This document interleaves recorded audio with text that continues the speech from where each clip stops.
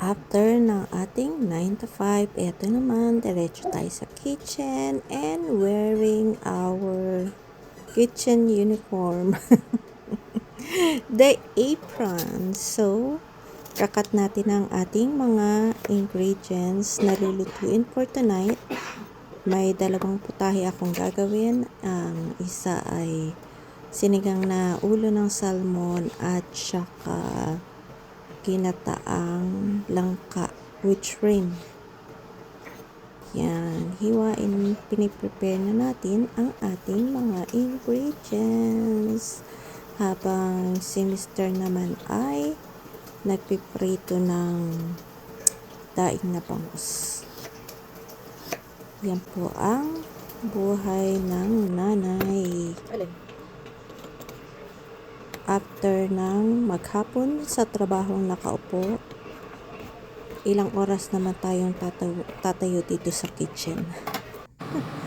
So, eto na ang ating sinigang na ulo ng bangus with the pechay and okra. Yun lang yung gulay na nakuha ko kahapon. At saka ito naman ang ating langka with shrimp. Nilagay ko na rin yung ibang pechay dyan.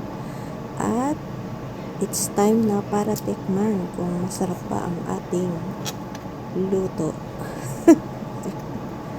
Perfect. Yan ang buhay ng nanay pagkagaling sa trabaho, diretso sa kusina.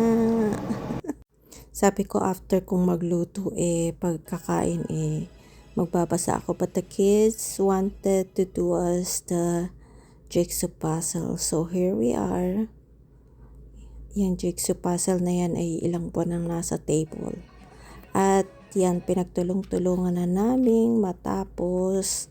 Una kaming tatlo lang, habang yung isa nanonood ng TV sa baba. Pero at the end, yan, patapos na, tumulong na din siya. And finally, natapos na rin. Nawawala pa yung dalawa. But anyway, nakititi naman siya. There we go. That's it for the day. Ang buhay natin after work. Have a good night, everyone.